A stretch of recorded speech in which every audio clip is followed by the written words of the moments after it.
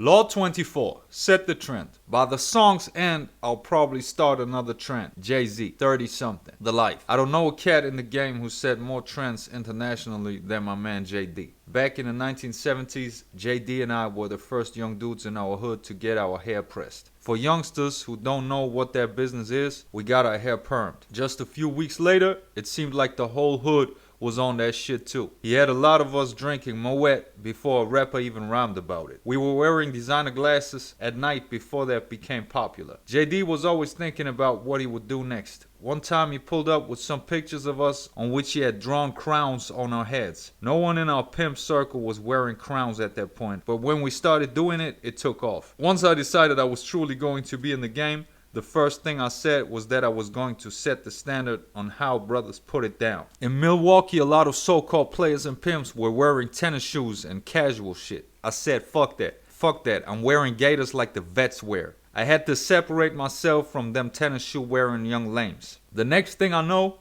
everybody switched their style up and started imitating young Pimpin. In Pimps Up, Hoes Down, after that, all these dudes started rocking the two-tone minks. In 1993, I was in New York City and I just bought a presidential Rolex with the beveled set. I used to frequent the Diamond District and I started buying my jewelry from this dude who had a store right on the corner of 47th Street. His name was Jacob. Everybody in the rap game was fucking with Tito up the street. I bought my watch and headed up the street to holler at Tito. Standing outside his store was Biggie Smalls and Lil Cease. They said they were waiting for Puffy to pull up. Biggie saw my watch and was inspired. Man, that's a cold motherfucker, Biggie said. Next thing, he and Lil Cease went to holler at Jacob. 2 years later, everybody was fucking with Jacob the jeweler. When I first started wearing Maury gaiters, 10 years before I became a spokesman and a model for them, players would come up to me and ask, what type of gaiters are you wearing? They are so pimpish. I would tell them they were Maury's. The next thing I knew, everybody was on some Maury shit. When I first started fucking with these rap cats, there wasn't a single pimp who had appeared on a CD, spitting game, or appearing in videos. I didn't do it to start a trend,